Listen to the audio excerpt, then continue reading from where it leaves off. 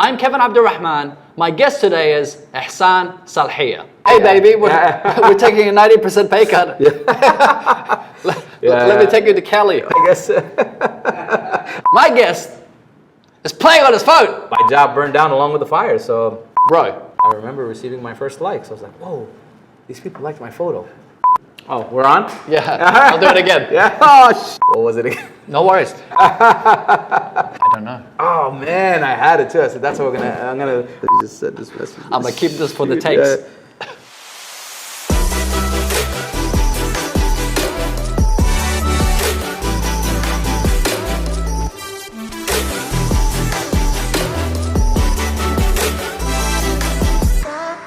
How do you become a pro photographer? Perhaps one of the most renowned in Dubai and the go-to figure by many of the largest companies in the world. Well, there are many paths that you can take. Few matches the path taken by my guest today. My guest grew up in the US, studying in New Jersey, doing business administration and networking. He starts off as an engineer at IBM. Yes, the big blue. And I want you to remember this.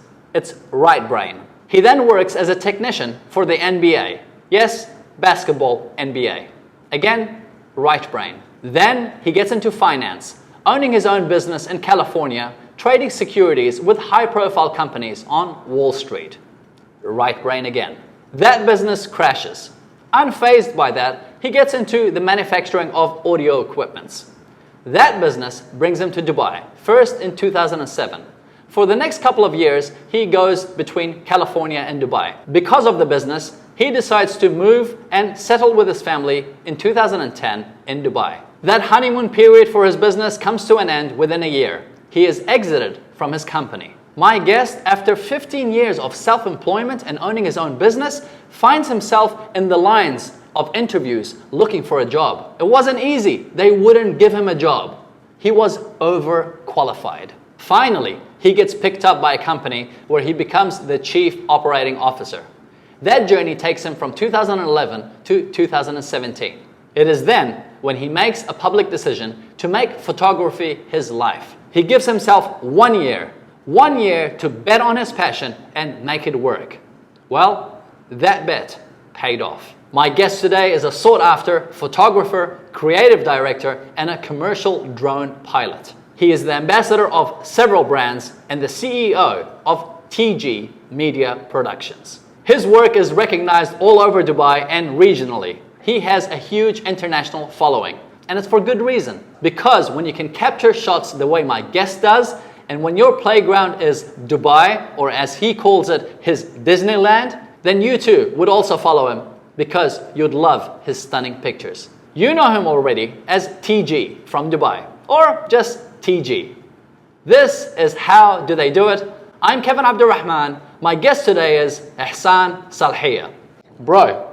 What's going on, man? I appreciate your time. Thank you for having making me. it. Thank you for Welcome to the show, bro. All right, looking forward to it, man. I admired you a lot. Okay. And then, I appreciate that. truly, both your pictures, your style, your vibe. Oh, thank you. And then my brother and I just hearing you speak, man. Yeah. You're a machine. You're an animal. I appreciate that. You've given me more credit than I'm due, man. I appreciate that. No, it's true. Great intro. Thank you. I'm gonna save that. We work very hard to make sure that we treat our guests special. For sure. What's apparent to me, just the last hour of us having a chat, Yeah. which we didn't get, what a shame we didn't record all of that, but we had a great conversation. It's apparent to me that you're just an amazing salesperson. Yeah, thank you. How does that come about? I mean, was it because of your upbringing, like in Jersey? Did you feel like you had to? Well, I grew up in a very. You need to be sharp. Yeah, I grew up in a very competitive neighborhood, area. I guess you know, if you didn't try to come first, you didn't come at all. Right. So you know, playing sports, basketball, baseball, I never wanted to sit on a bench. So if the other guy was better than me, then I'm not gonna play. So and that also was part of the streets as well, because we played a lot of street basketball and football. So none of the guys would pick you if you didn't try to be the best. So I think that kind of carried along with me throughout my life, where I tried to be the best at everything I do. And part of that was, I guess, public speaking, sales, and business. Being able to hustle, make it happen. Yeah, hustling to make it happen, exactly, yeah. Apart from that, we'll come back to the sales and Okay. how you've implemented that throughout your life. You're also a good you're good at marketing and branding, and what's apparent is TG. People around the world, they know you, as TG or TG from Dubai. Yeah. How did that come about? Well, again, that's another interesting one. Is I grew up in an area to where if you needed something, people would say, "Go ask the guy from the Bronx." I'm from New Jersey, and we were always between New York and New Jersey. So I'll go ask the guy from Manhattan or go ask the guy from Patterson. So when I came here, I was always involved in researching businesses and doing things. So I got to learn a lot of things. So people would send other people my way, and they would say, "Go ask the guy from Dubai." And when they would come to me, I would say, "Yeah, well, this is how you do these things." And when I heard the name, the guy from Dubai, I'm not from Dubai, but when I heard the name, it was interesting. So I took it as, I like that. I'm going to use it. Absolutely. So I live here. Why not? I'm going to put that as my social media. And when at first it was the guy from Dubai, but that was massively long. So I said, I'm going to cut it down to TG from Dubai. And then over time it got confusing because people started thinking I'm from Dubai, and I didn't want to give them the wrong idea. So I said, okay. I found myself explaining what TG from Dubai stood for, what that means, since I'm not from Dubai. And I said, I'm going to go by TG, but the handle grew a following. Yes. So it has to stay with me. So I go by TG now, the guy. Yeah, that guy. Yeah, go ask the guy. But the reality is, it's a great branding because, yes, we do it around the world, but the reality is I've seen on my feed a lot of photographers. Yeah. Very few I remember the names of. So even if I like their work, I don't remember it. And the essence of branding is you can't forget the guy from Dubai. Right, yeah. And then after a while, I'll just TG. 100%. If it has a good ring to it, I think that's part of business and branding, is you have to capture it, you have to hold on to it. Initially, I wouldn't remember your name, and I'd be like, TG. Yeah. I had to go, his name is actually Ihsan. Yeah, there you go. Exactly. So that's fantastic branding, man. Branding is, I think, key to everything that we do, whether you're in business or not. We brand ourselves every day. That's why we're on social media, and that's that. We introduce ourselves by telling yourself, "My name is Mike." You're branding yourself and what you do. So I think having a way to have others remember you by is very important. Get inspired. Whether you're in Dubai for business or pleasure, the last thing you want to do is blow your budget on accommodation, which is why I recommend you check out our host venue partners, Rove Hotels. Beyond being price sensitive, what I love about Rove Hotels is the fact that they are a combination of cafe, culture, and just coolness. Even my guests, many of them, when they arrive before we record or after we finish recording the podcast, they actually comment. They go, "Wow, this place is cool. The vibe is amazing." And it is amazing. So if you're in Dubai for business or pleasure, I recommend you check out our host venue partners, Rove Hotels. This episode is brought to you by M Dojo. Whether you're in business or new to business, you need 3 things: a good website, traffic, and being able to convert that traffic into paying customers. That's what M Dojo does best. They're able to create for you a functional, state-of-the-art website, drive targeted traffic, and put in all the elements needed in order to convert that into paying customers. Isn't that what you want? Of course it is. Give the team at M Dojo a call and see how they can help you increase your sales and profits. Tell them I sent you. Their website, mdojo.co. What would you say helped you build your social media profile? Because we all start at zero, right? We all start at zero, and this is a very good question because everyone's always looking for shortcuts. Yes. Good content is your shortcut. If you have good content, people will watch. If you're consistent, people will stay. So they'll come once, see what you got to offer, and if you keep coming back, they'll keep coming back.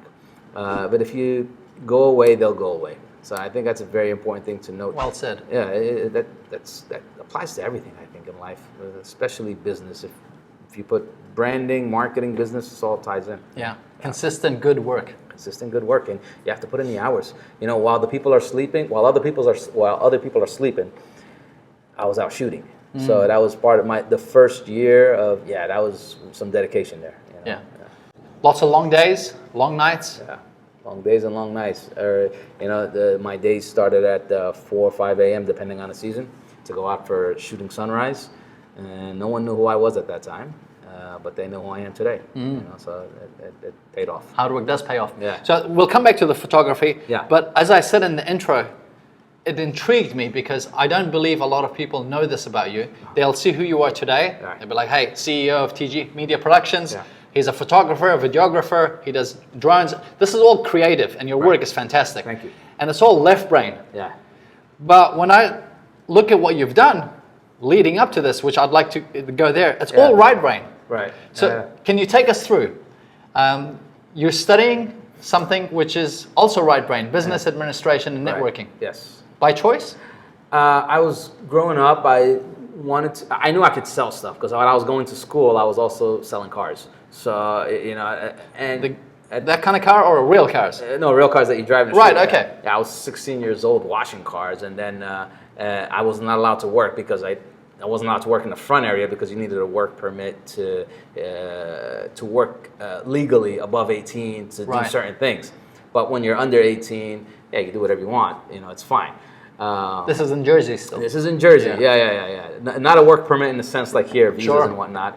But you had to be above a certain age to do certain things. Sure. So I found myself I always said to myself, I could do what they're doing. So I perfected what I did as far as washing cars. So I was the best car guy there. I loved cars and I loved washing them. So my cars were the cleanest. But I slowly worked my way into sales, and it was just by chance that they saw something good here, and they said, "Hey, you know how to do this?" And then first day on a job as a salesman, once I reached the age, because I was there for a few years, I sold a big car, and I made a largest commission in my life at that time. How much was it? It was $1,500 for that one car I sold. When you're young, how old were you then? 18? At that time, I was just finished high school, going into college. Yeah. So I was 19, 20. Okay. Yeah, 19. Yeah, 20. Yeah. I mean, 18. I'm sorry, 18. Yeah, 18, 19. Yeah. The same effort that you put into cleaning cars, and this is where a lot of people, they don't realize. Yeah. I'd love to get your thought on it. Is they think that I'm just gonna do this whatever. This is whatever. When I get the job that I really want, I'm gonna give it my all. Whereas they don't realize is everything that you do, you need to give it your fullest. 100%. This is the mistake that people make in life, especially young people growing up when they're led to believe that this is the glamour job that you need to work hard for. So what they do is they look at this and forget about this, but this is what's going to lead you to that. So whatever I did, I did with full responsibility. So if it was cleaning cars. Before that, I remember being a warehouse boy, stock boy. I was in high school. I remember bagging groceries before that when I was in grammar school. So I was, throughout my whole life working. Everything I did, if it was stocking cans on the shelf, I made sure they were stocked perfectly. If it was cleaning cars, I made sure every spot was taken care of because this car is going to go to someone. And if it was sales, I tried to make sure I sell every customer that came through the door. But now I'm going to do it properly. I'm going to do it properly because it's going to put more money in my pocket.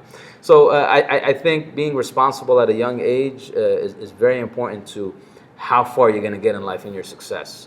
And look, we all make bad decisions when we're young, because that's not what we're talking about here. But just whatever you do or whatever you're doing now in life, just if you're cleaning floors, clean them good. It's the choice to be responsible. It's this part you have a control over. Exactly. Yeah, it's the idea or the thought process of, well, that's not my job, so I'm only gonna clean tables. Cleaning floors is someone else's job.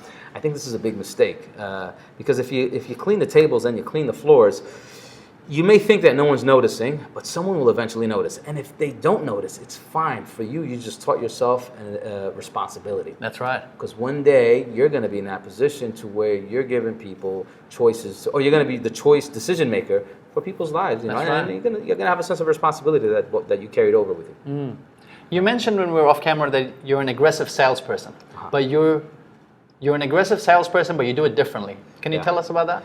Yes. So in the sales, so car salesmen and real estate people, these are some of the most hated people in the world. That's true. Generally speaking, we don't have a positive association. Of course, yeah. Insurance, real estate, car. There you go. Insurance, real estate, car, all these. they just, there's a negative connotation that attaches to them. It's because they're very aggressive and they're not very truthful. So I used to look at the competing salesmen, because it was a competitive floor that we used to compete against each other, and I used to look at their sales tactics. And I remember one time, this salesman, he was one of the best salesmen. This guy made so much money on a monthly basis, and so many sales he was consistent. So I was looking at his sales tactics because I wanted to learn from him. And then he was selling something that you probably heard of before called an undercoating. Okay, there is a reality to undercoating. Coating on the car, protection on the paint and all this other stuff. So he was selling it for like 1,500 times more than the actual price. And I said, no, there's no way this customer's going to pay. So there was a retail price, a recommended retail price? Yeah, and this guy was way over. Way over. I mean, way over, and he sold it as, and he was very convincing. Heck, I wanted to line up and buy what he was selling. That's how convincing he was. So and the guy bought it. But then I said to myself, man, there's two things wrong here. All right, in sales, you can sell something. You determine the profit margin. Right. That's not where the problem is. So you want to go high, and if the customer's buying, that's a different situation. But he's really not selling that product because the guys in the back, there was never a work order given. So I watched the whole thing happen. The car went to the back, was prepped for delivery, and then the car was picked up by the customer. The customer came back an hour later. This customer barged through the door with his foot, yelling and screaming and calling the salesman by his name, looking for him. The salesman heard him, and he went through the back. He ran out. The sales manager was right there. He's like, what's the problem? What's going on? He said, I paid for this undercoating to protect my car. And so the undercoating was they lift the car up and they actually put some, because we lived in New Jersey and there was snow and slush and bad weather and salt. So it's supposed to protect the bottom of the car. Forget about the price. That's his sales tactic, and he's a good salesman. So that's not the argument. The argument was it's not being applied. It was never given. And because that would increase his profit margin. So if he took in more money and then didn't give him all the services, he ended up making more profit because he can redo the documents the way he wants them done. And then, so I'm seeing this whole thing unravel. He tells the general sales manager, he said, I bought this item and he didn't apply it to my car. So I want this done right now. So the sales manager was very upset, and the customer said, I want to watch this being applied to my car. So I said to myself, it finally caught up to him. Yes. His sales tactics, being a bad salesman. This is what I mean. He's a great salesman as far as convincing, but he's a bad salesman because he doesn't retain customers and he cheats them. I said, I don't want to be that guy. So that's what. That was the moment where you go. Yeah, I said, there's a way to make money the right way without lying and cheating. And that's the decision I made there. And you can be aggressive, but you can still do it the right way. The right way, yeah, for sure. Yeah, you give people what they paid for. You offer them things that you actually give and sell and provide. You're honest about how you do business. I think that goes a long way. And people can see that eventually. 100%, man. Yeah. Get inspired.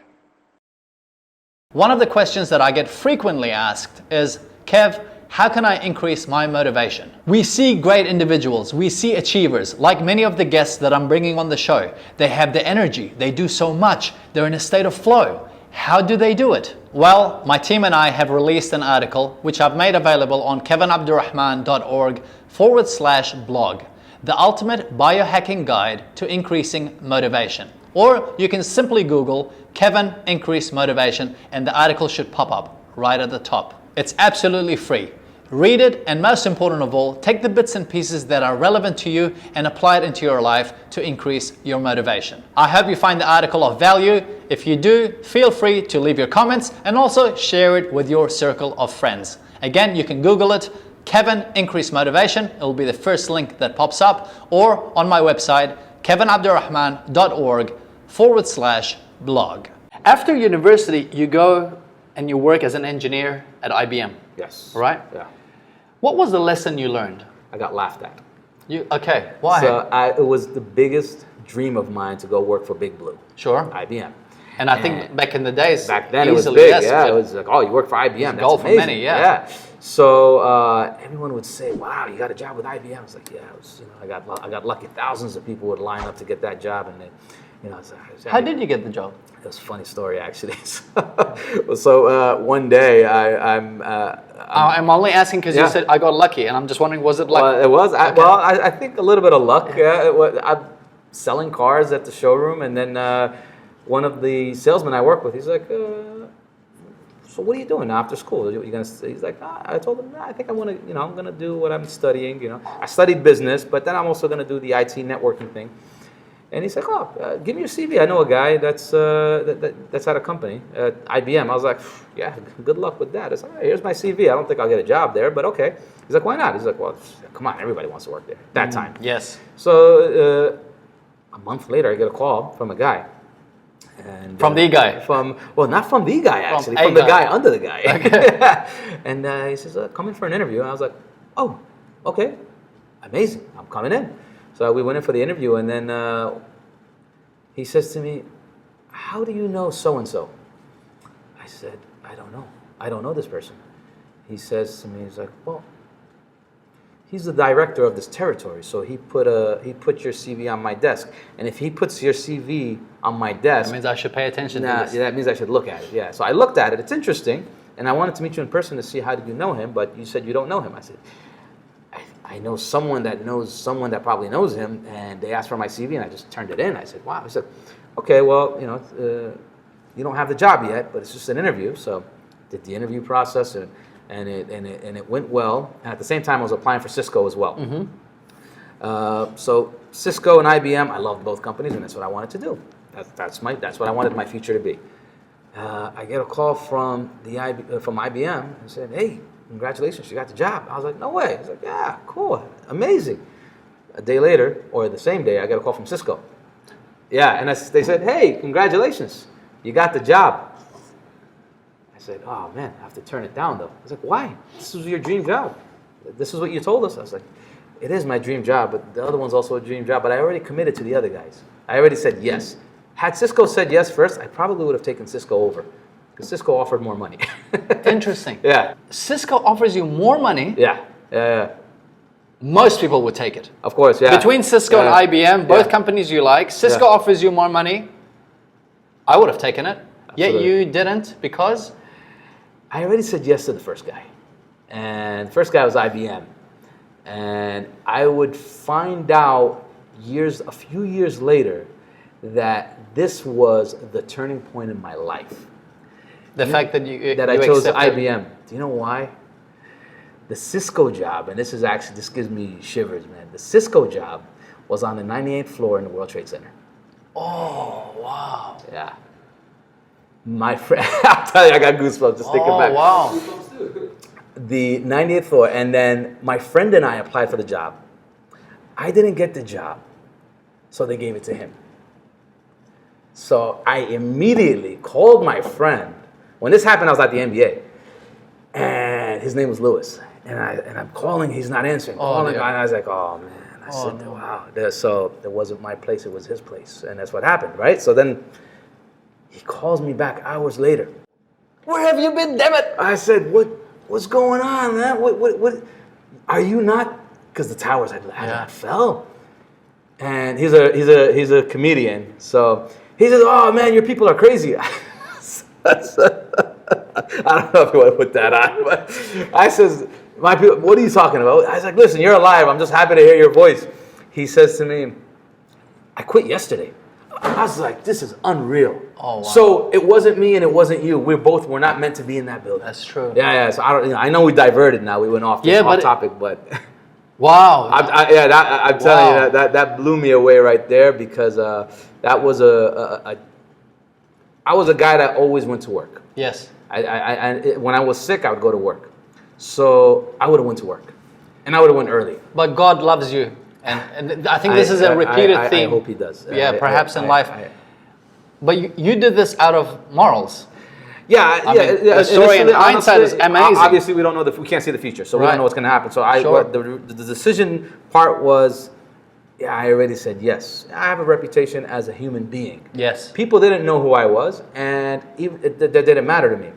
I know who I am, and I have strong belief in God, so God knows who I am, and that's good enough for me. That even if I know what I'm doing is right, it should be right. So if I told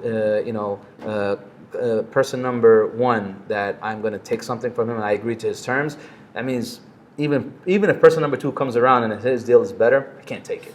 So I ended up going with Respect, man. and people laughed at me, not because of that.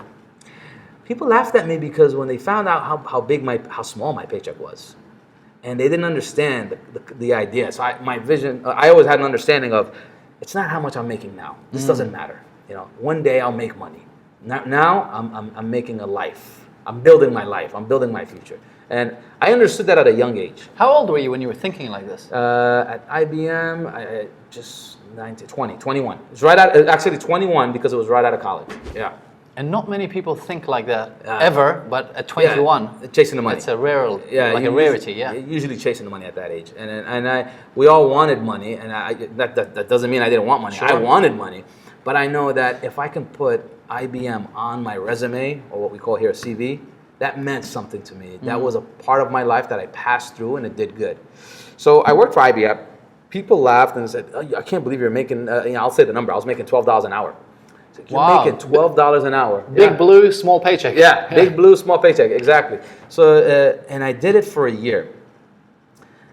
After doing that for a year, I get a call from this company that says, "Hey, would you like to do an interview with us?" I was like, "Well, I already have a good job." And he said, "Well, we do a type of interviewing that's virtual. So you just come sit in a room, there's no one in it, and then we just record you, and then we send you out to different companies." So they're an agency. Sure. I said, it doesn't hurt. I guess, hey, say it builds your profile. They sold me on it. I said, okay, fine.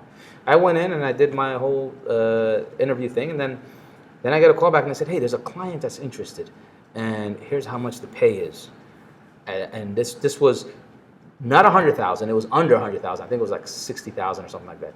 But it was way more than IBM was paying. Sure. Like, at $12 an hour, that's a big difference. Yeah. To $60K a year. Exactly. Yeah. So then I went back. I said, all right, I think I'm going to take it. I put my year into IBM. It's good enough on my resume. So I went and I told the manager, I said, hey, I'm going to give my 2 weeks notice, and I'm going to be leaving. He's like, you're one of the best technicians we have. Why are you going to leave? I said, well, I appreciate the opportunity, and it was good, but now it's time for me to think of how I can make more money. It's like, yeah, well, you're due for a raise. Your year's up, and we'll give you more money. I said, I don't think you can give me as much money as I'm getting from the other guys. He's like, well, just how much are they giving you? For you to compete, you'd have to give me a $50,000 raise. We need to go 5X on this. Yeah. So he says to me, he's like, that's more than I make. And he's a manager. So I said, yeah, it's in the entertainment world, sports entertainment. That's probably why I told him. And then he says, who's the company? I was like, at that time, at that time I was told. Afterwards, I was told. In the beginning, they didn't tell me who the client was, who's going to be hiring me. Right. So when I found out it was the NBA, I was like, oh my gosh, yeah, no way. I love basketball. This is amazing. So then they, when I told him, yeah, it's the NBA, he was like, oh man. He was like, all right, well, listen, I don't blame you for leaving, but yeah, you got to go. So I took that job, and that's hello NBA. NBA. I got to go to all the games and got to do everything. It was a dream job, honestly. Yeah. Because it was a very well-paying job. I got paid well to do what I love doing, being around people I love being around. It was just sports guys.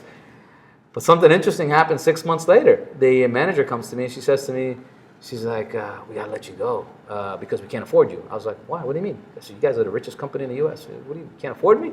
She says, yeah, well, look how much we pay. And I saw a number of like 100,000 plus. I was like, that's not how much I received. Don't forget, I'm getting my checks from the agency. So I said, I don't get this much money. And she says, yeah, that's what I was going to tell you. You have a choice. Either we got to let you go, or you break your contract with them and come to us full time, because I guess the agreement between them and the agency finished, so they can do that. So I said, how much are you going to pay me? She says, well, we can only afford to pay you this much. That was $30,000 more than what the other guys were paying me. So, so I'm making more money without even trying now. So them getting rid of the other guys is actually going to increase my salary by like another $30,000. Now I'm hitting the 100K mark plus. Nice. Yeah. So. And how old are you at this point? 20, because it was a year later, 22. And this is back in. This is back in 99. Yeah, 99, 2000. Yep. For a 22-year-old, that was good money. Making $100,000 plus back Doing then, what you love, surrounded by cool people. Yeah. Turning up to Gabe's. I was helping my family, my parents. Yes. I was living at home. I was paying all the bills. I was doing everything. I was making $100,000. I got this, Mom. I got this. Don't worry about it. Yeah, exactly. It was good. And back then, yeah, that was amazing. But I still had bigger dreams. Okay. So a year later, making all that money, yeah, I still had bigger dreams. I still wanted to. I always said to myself, one day I'm going to be CEO of my own company. And I remember those words. And I think when you're young, two things matter: money, style, or maybe you should money and position, money and title. Sure. So you can call it whatever you want, but these things are important to us when we're young. And we find that when we get older, that kind of changes a little bit. Sure. Money is still important because you have to pay the bills. That's right. But now it's more of how I settle and keep things going is what matters most. So when I was young, I remember saying to myself, I'm going to be CEO of my own company one day. So I went to hand in my resignation to the NBA. With no... I'm sorry. Yeah, there was a plan. Yeah, right. There's always a plan. There's got to be a plan. It has to be part of the deal. There's risk, yes, but there's got to be a plan with the risk. Because you're a risk taker. You're bold when you need to, but you plan it out. You're not like stupid risk. No, yeah, you can't be reckless. If you are being reckless that's just not the right game. That's not the game for me. That might work for other people.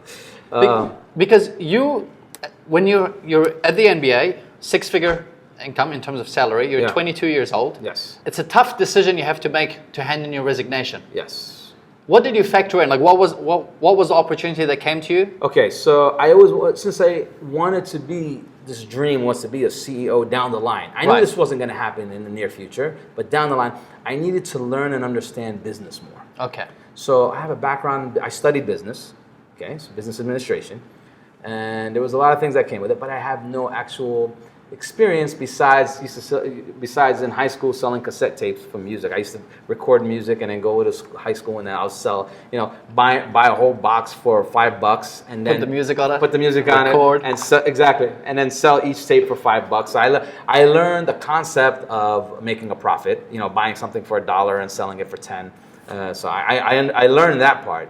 But then I said, there's a bigger way to do this, and whoever's that guy sitting on the top, I want to be sitting where he's sitting because he's doing this 1,000 times over, and that's how he's building his business. That was always interesting to me, how business works. Who were the figures at that point that you thought, I want to do what he does? Like, who was he? Well, Bill Gates was always there, just coming out of the garage, doing this. Steve Jobs, these are guys that I grew up thinking like, wow, those guys made it. Look how they did it. I want to be like them. At that level. And it wasn't always. I think one thing I appreciate now. I never calculated money. Mm-hmm. I never allowed money to be the deciding factor. It was a motivation, yes. It was important. So when I took the 6-figure job for the NBA, it wasn't because it was a 6-figure job. Now, mind you, it wasn't a 6-figure job until I found out later, and then I got boosted into there. But I took it because it was the NBA, and then it was something I loved doing, and it was all in one, and it's a step up in salary. Mm-hmm. So that's the reason I did that. So the whole thing with the next chapter in my life was I wanted to be a CEO of my own company down the line. I still needed to learn business. You didn't know in whatever, you just knew I'm going to be a CEO. That's what I want to do. I want to be a businessman. I want to build a company and make it successful. I want to do that. I get a call from someone I know, and it was out in California. And he says to me, why don't you come down here, learn this business. This business was car audio retail. And then from there, after you learn it, we can maybe go into business together. You'll run the shop, and it will be 50-50. And so this pulled on your kind of dream or desire of wanting to be a CEO. This is the path I think I'm going to take. This is what decision that I'm going to take in my life right now, and I am going to do this. So when I went to my parents and I said, I think I'm going to do this, they're going to say, you studied, you worked hard, and you got your dream job, and you're making more money than all your friends at that time. and you're gonna throw it all away, and you don't even know what you're gonna do there. I said, well, I'm gonna be working. He's like, but how are you gonna live? How much you're gonna get paid? That didn't matter to me. Was it the same figure you were making, like six figures and 6 figures in the next There was opportunity? a 6 involved, but there was only 2 zeros after, and it was bi-weekly. Yeah, it was bi-weekly. Yeah, so there was a 6 involved. Yeah, but it wasn't figures. It was $600. Wow. Yeah. So that's a 90% pay cut, or like a 70-80% pay cut. Yeah, Wow, yeah, 90%. Massive cut. Yeah. So see, again, that for me, this is how I proved to myself that my motivation wasn't always money. It was always something bigger, and this is how I made my decision. So I actually made the decision, and when I went to the manager at the MBA, and I remember her name is Anita, and I told her, Anita, I'm gonna resign. She's like, oh my God, why? You're doing so good. You actually can make it to the next level. Next level is actually a big increase in pay, because you go into network administration and script writing and all these things, and you're on your way. And I said, yeah, but I love what I do, and I could probably do it forever, but I have a different dream. And I was like, what is it? She's like, and I remember sitting back and putting my hands behind my head. I said, I want to be CEO of my own company one day. And then she says, wow. She says, that's an ambitious dream. I was like, yeah, I know it's not going to happen now, but she says, no, go follow your dream. And she says, if that's what you want to do. She says, I can't believe you're leaving. And I said, yeah, sometimes I can't believe it either, thinking about it, but I think it's something I have to do. Made the decision. How long did it take you to make that decision? Are you the kind of person who, do you need weeks? Do you need a day? Do you sleep over it? I definitely think about it, but I don't need weeks over weeks. I just need a little bit of time to think about it, plan it out, see if it makes sense. There's prayer involved. So and I take all these things. I take the necessary steps to make that decision. Obviously now I'm older, so I take them. There's more things involved. There's a better thought process. Sure. But when I was young, I still did it was on kind of the same. You still foundation. planned it out, right? I still planned it out. So the plan was go down there, learn this business. After learning the business, open up this business, because this individual had promised he's going to open up a business with me. He and I will run the business. I will now learn how to do business on the back end and the front end. I already know how to do sales. Then from there, I could expand and do whatever I want to do. Not only were you making 6 figures, you were newly married. Yes. I guarantee, and I know if this just from a lot of friends. No, not yet. I didn't get married at that time yet. I was engaged. You were engaged? Yeah. When I got married, then I made the decision the same day. Hey, baby, we're taking a 90% pay cut. Let me take you to Cali. Oh, man, yeah. That was a lot of people wouldn't have taken that. It was risky, and you need support with that. Yeah. So, yeah, my wife was very supportive on that. God bless her. Yeah. That is something that's very important. So you go to the phase, and you're in California. Yep, going to California. And at $600 a week now. It's $600 every other week, so $300 a week. Oh wow! Okay, $1,200 a month. Way over 90% pay cut. Yeah, that's what I'm saying. Yeah, it was a same style living, furniture. No furniture, no nothing. Slept on the floor. Actually, the first few weeks, I slept at a relative's home, which was very difficult. It's you're in someone else's home, so you're invading their privacy, and you're being a guest, and after 3 days you're becoming an unwanted guest. That's true. So that's just part of life. So yeah, I was barely making enough to pay rent. In fact, I remember I needed a co-signer to sign for a lease of the apartment, because my rent wasn't enough to cover it. So they wanted to make sure that someone else can cover it for me. So I had to bring a family member and say, can you sign for me so I can live here? Did you not have savings? I mean, you were making a truckload of money. Did you just spend it all? No, I actually, because I took care of my parents. Right. So one of the decisions that I made, I said, all right, if I'm going to make this decision, I can't leave my parents just like that. Sure. So I took all my money, it's in my bank and cash, and I gave it to my parents, and I told them, you guys need to live off this for a while, because I'm not going to be able to support you for I don't know how long, for the first few months. I'm not going to be able to take care of you. So I gave them every penny. And I remember actually not thinking clearly at that point, because I was like, yeah, I really want to do this to help my parents. So I gave them all my money, and then I was like, oh man, I don't have enough to buy food at the airport until I get to California to feed my wife. Oh yeah. Yeah. So I went to my friend. I didn't want to go back to my parents, and I said, hey, can I borrow $1,000? I went to my friend and I said, can I borrow $200? He says to me, $200? What do you need $200 for?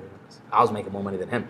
And he said, well, I told him, yeah, I'll pay it back to you. He's like, it's not the problem. He says, but it's $200. I never wanted to take more or whatever. I just needed enough. I told him, yeah, it's $200. I'll give it back to you. It was just, I calculated. I said, all right, if we buy a few meals from here to there, we finally get there, I'll stay with a relative. I'll have enough meals there to, until I finally get the job. So I calculated everything out. I said, all right, we're good. $200 will cut it. And I remember after the second or third paycheck, I sent him back the $200. But that was the thing that was the one thing that I rushed, is I gave all the money without leaving anything for myself. That went broke. It tends to happen, I guess. Yeah. But yeah, that's what happened with the money. So I had a stash of money, but I left it. I gave it to my It's just when you said I had to get a co-signer for the rent, and I'm thinking, well, he was making six figures. What are you going to do? Okay. Yeah, so no, taking care of my parents, I couldn't just leave them there. So I had to leave them with enough, because I did not know how long it was going to take me to get on my feet and start, I respect you, man, because at 22, 23, that's quite a responsible thing to do. Yeah, I was the oldest, so it was. I think that's that's another thing, is being the oldest. Comes with responsibility. Yeah, so I was the oldest of 6, so 3 boys, 3 girls, and I always had to make sure I had to do everything to take care of But my father was there. He was a hard worker, a really hard worker. And that's a lot of credit goes to him. It was your thing to step up and take care of the family who took care of you growing up, right? Absolutely, yes, absolutely, 100%, yeah. All right, so you started this awesome venture at $300 a week? Started this awesome venture of $300 a week, yeah, and it was a challenge because 6 months in, I remember, there was a lot of confrontation, and the anticipation or the expectation wasn't where, I guess you could say, what was delivered to me wasn't what was promised. So I remember, there was a sales counter, and I had my elbow on it, and there was no customers in the showroom. And I'm saying to myself, it's like, did I make the wrong decision? And then I was like, man. And then I said to myself, well, I can't go back. I made this decision, so I got to make it work. So I remember right after that, it hit me. So I had a down moment to where, wow, I made a bad move. But you didn't dwell on the depression. You're I got to do something about it. It was almost instantaneous, because I thought about it for a little bit, and then I woke up, and then I said, well, there's no way I'm going back, so I got to make it work. It is what it is, and I guess I have to live like this until I figure something out, because it was a struggle. It was a struggle. But things kind of worked themselves out. And then there was a pivoting moment where a Japanese man walks into your life? Well, that comes in after. Okay. Yeah, that comes in after, because the person I was dealing with at that time, somehow his business, one of the locations that he had burned down, which happened to be the location I was working at. So I guess there was some, I guess he felt he made the wrong move, or he didn't want to invest with me and do whatever he wanted to do with me as far as opening up a business together. But the business burned down. Every employee got a call back saying, hey, you want to come work here? At another branch? He had a bunch of stores. So the employees would call me and they'll say, hey, where are you going to be at? Where are you going to move to? Where did he move you to? And I said, I didn't get a call back yet, so maybe it's coming at the end of the day. I never got a call. So that's when I realized I got no job. I got no job. I got fired with the fire. So place burned down, and so did my job. Yeah, I know. I got fired with the fire. My job burned down along with the fire. So I said, man, I'm in another state. I'm 6 hours away from my parents by plane, so it's, what am I going to do? And they don't know that you've been struggling. I have no idea, because I didn't want to worry them. So I didn't want to tell them, here's what's going on, here's what happened. I got no money, send me some money. No, whatever I left there is for them to take care of themselves. So one of the friends says to me, one of the coworkers says to me, he's like, hey, listen, you have other people that you know here, so why don't you reach out and talk to them. I was like, yeah, but I don't want to go knocking on people's door and make them feel uncomfortable and have them feel obliged or doing me a favor. Yeah, exactly. They're doing me a favor. It's like, no, one of them's a really good guy. You can just sit with him and talk to him. Well, I said, all right, sit. Gives you a job. Spoke with him, gave me a job. And it was a job, same thing I was doing, which is car stereo sales, and that's what I started doing again. And so in terms of context, you were like retail selling? This is retail, car audio equipment. Yeah, car audio equipment, speakers, amplifiers, radios. People would come in and I would buy them. And then sales I knew how to talk to people, so sales was natural. And this one day, this is another life-changing moment here, where this guy walks in, Japanese guy, nice guy, and then he says to me he wants these items installed in his car. So, I have my sales face on and my sales hat on, and I said, okay, yeah, to get the calculator, that's going to be $5,000. He says, okay. He looks at me, he says, yeah, okay. And he says, he throws cash on the table, on the desk, and I said, okay, all right. Took his cash, take the car to the back, they started installing the speakers, his radio, and everything else. He sits across, and then he's watching me as I'm selling to the customers that are walking through the door. And then he says, after he comes up to me and he says, hey, how would you like to come work for me? I was like, well, thanks, man, but I already got a job here, and I'm committed to this guy for now, and I'm okay. He says, well, you'll make a lot more than what you're doing here. I was watching the way you sell and the way, you'll make a lot of money. I says, well, okay, so doing what? He says, he starts telling me about his business. It has to do with real estate and finance. I said, yeah, it's not for me. I'm not interested. I don't want to be behind a desk doing stuff like that. I said, that's not for me. He says, no, it's just, I said, I don't have school for it either. I'm not licensed. He's like, you're not going to be a real estate agent, and you're not going to be a loan officer. You're not going to be any of these things. You're just going to call people and talk to them. And That's how he sold it to you. That's how he sold it to me. He's a salesman himself. I said, so money's going to come out the phone. He's like, no, I'll teach you.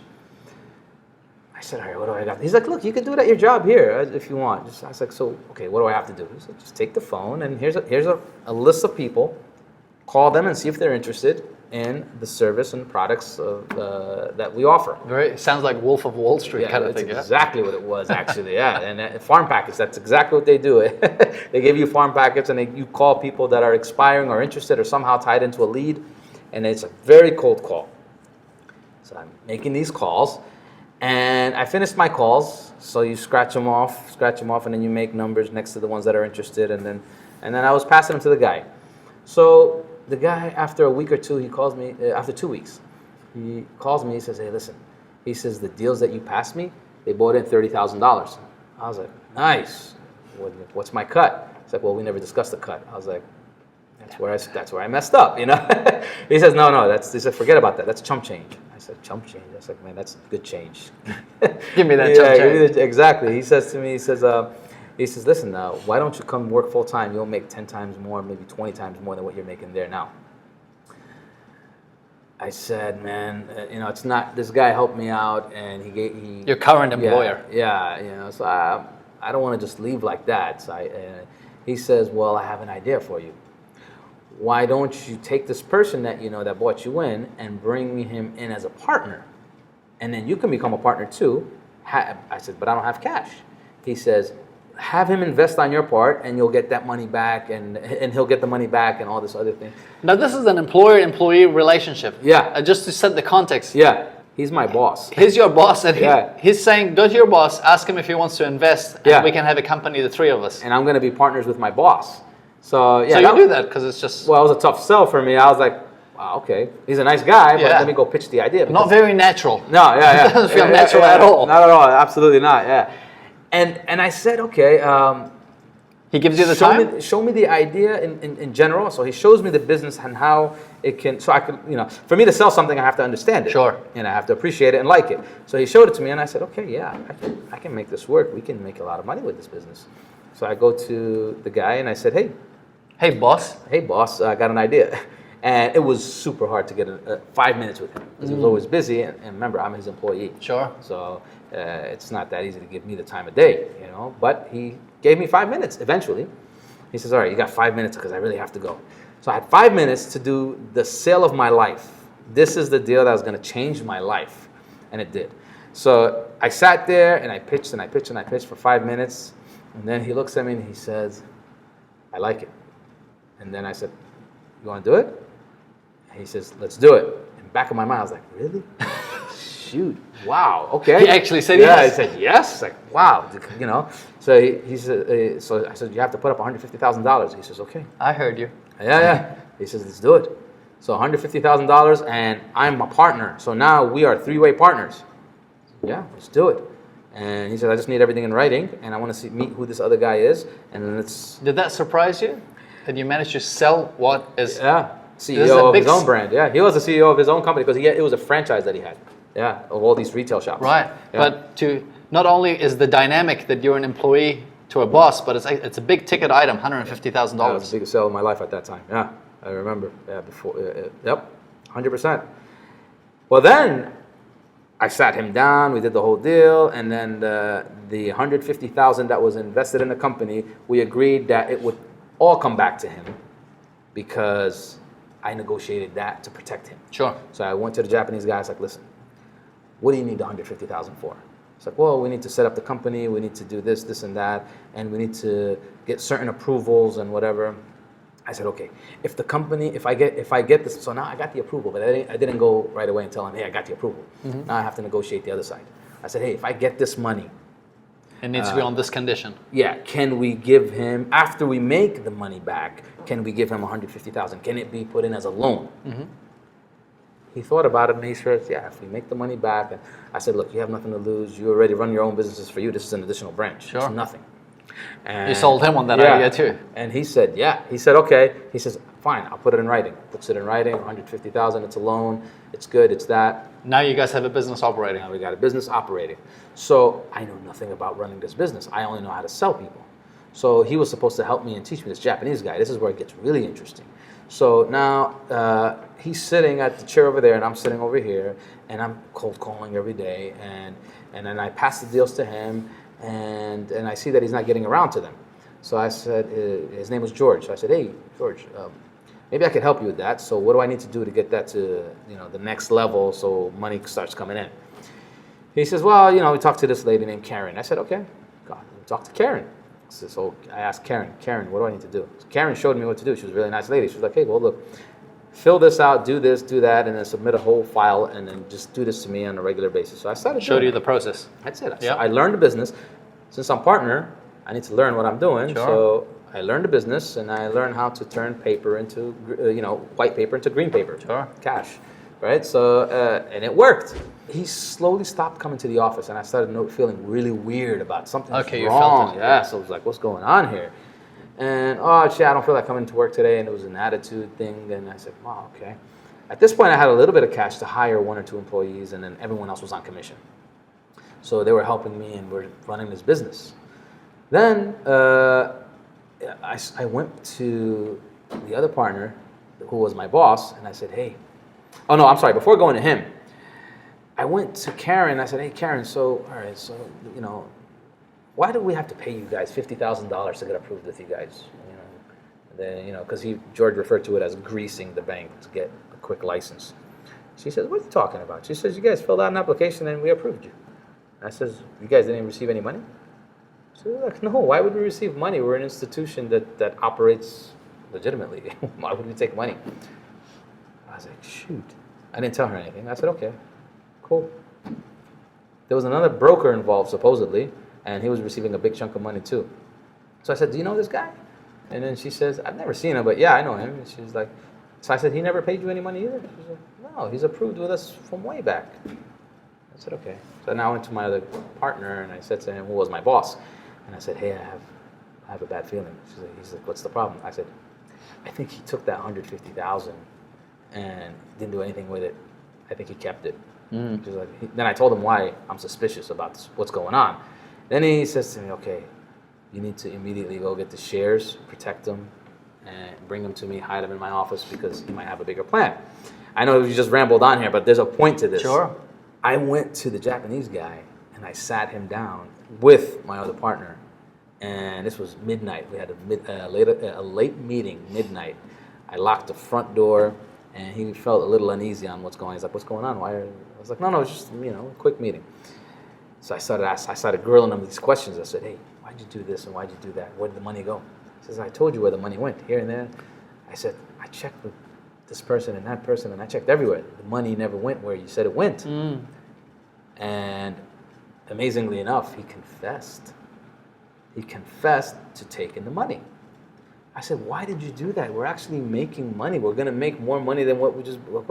He said, I didn't understand this at first, but I found out why months later.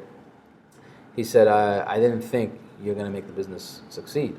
He says, so he wanted to take the 150. He was using me as bait to get the bigger fish Sure. that has the cash, Yeah. so he can run out with the cash. And I was like, so he was thinking the business was going to fail, and he didn't realize that it wasn't going to fail. That you were gonna make it. Yeah, I was going to make it. And I was like, but we're making the money. He was like, yeah, I see that now. I said, all right. So I took out a paper, I opened my drawer. I said, okay, so sign this paper that you sign over all shares. He's like, what do you mean? I was like, I can't be your partner after this. He's like, but I helped you get into this business. I said, you also robbed me at the same time. So sign over all shares, and we don't have to do anything after that. And you have to pay me the $150,000 back. I don't have it. I take monthly payments of this much. So I laid out a schedule for him. I had everything already prepped. And I had spoken to a lawyer before that. He says, there's no way he's going to sign because you guys are making money. If you were a failing business, he would. Sure. Yeah, he would sign all day. It's just whatever, I'm out of here. But you're making money. So I called the lawyer the next day. I said, hey, what do I do now? He says, yeah, so he didn't sign, right? I was like, no, he signed. I said, what do you mean? He said, what do you mean? I said, he signed.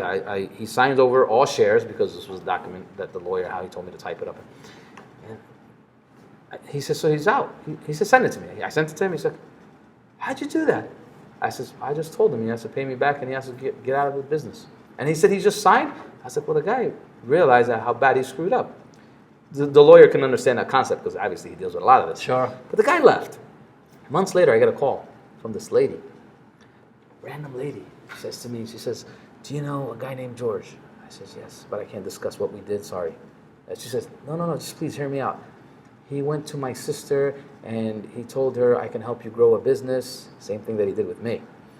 And my sister made me refinance my home and take $250,000 of equity and give it to her. He took it. 3 months later, he says, oh, sorry, the business went bust. And then the money went to computers and office rent and banks that he paid off and this and that. I said, oh my God, I'm sorry, I can't give you any more information, but oh my gosh, that's what was happening to me. But the difference was, poor lady, she didn't know how to run the business. So she went under and they lost the cash. He took it and supposedly spent it. For me, that money was used as seed money to open up something that turned into a business. Sure.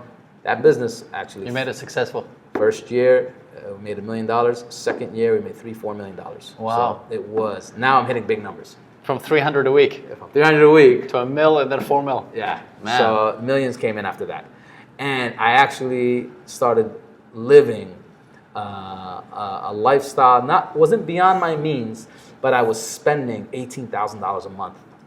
This is where my mistakes happen in life. Okay. So I'm still young. 18,000. Yeah, I'm still young, 24, 25 Sure. years old, and I'm spending now $18,000 a month. So it was a little under 100,000 dirhams, it was about 80,000 or whatever it was. Yeah. So I'm spending this on, I bought 2 BMWs. Of course, for me because you and need my it. wife, because Yeah. I need a BMW, and it's got to be a 7 Series. So, hey, it needs 22-inch rims, so. True. Life happens there, and life Yeah. teaches you lessons. Absolutely. And I always thought that, well, I'm always going to make $40,000, $50,000, $100,000 a month anyway, so that's how much I'm going to net. So what's the worst case scenario? I'll net $10,000, $20,000. That's fine. I have other incomes from here. No, that's not how it ended up.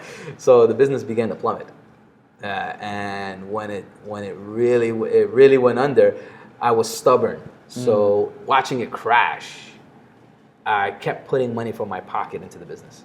I remember putting in hundreds of thousands of dollars to keep it alive. Purely from ego, not rational. I built this. I didn't want to let it go. I built this. Because my title said CEO and President CEO. You were attached to the title. That's it. Yeah. At 24, 25 years old, I thought I reached my level of success and I was going to stay on this cloud and ride it. But no, that's not what happened. So that crashed. I learned a very expensive life lesson. I went almost broke. And then someone approached me, a friend approached me and he said, hey, I got a business that I'm selling and it's in-car audio. So now the chapter of the whole finance, this is where you close it off. Yep, trading mortgage-backed securities. Because that business, the reason that we went into the millions is we went from selling loans to trading securities on Wall Street.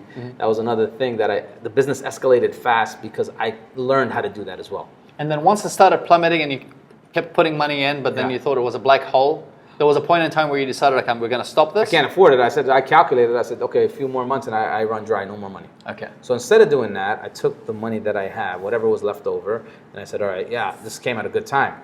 I guess everything happens for a reason. Sure. So let's pivot. Yeah, let's invest in this, close that. This closed, sad moment, open this, let's do it. I don't know nothing about manufacturing. So I'm going to start manufacturing now. So I had to learn how to manufacture, design. And this was still all in Cali, right? This is all in Cali. Okay. Yeah. A new industry, you're learning. Yep. Yeah. And then there's mistakes that I made that taught me everything along the way, because in the next business now, the next lesson. So the first lesson was, learning more how to read people and how to understand and make decisions, doing things the right way. So that was important. And now the next lesson was going to teach me about documentation and contracts and signing and everything else, because the guy was amazing, but he apparently had a financial problem. So when we made the deal together, because we knew each other really well, we never put it in writing because we didn't get around to it. Not that we didn't want to do it, we just didn't get around to it. So after the business got up and running and sales are happening, and now this is the manufacturing, car audio manufacturing. Get inspired. Imagine if you could present yourself, your thoughts, and your ideas with clarity and confidence. Imagine if you could speak to influence and impact. Imagine if you could communicate like a commanding and charismatic leader.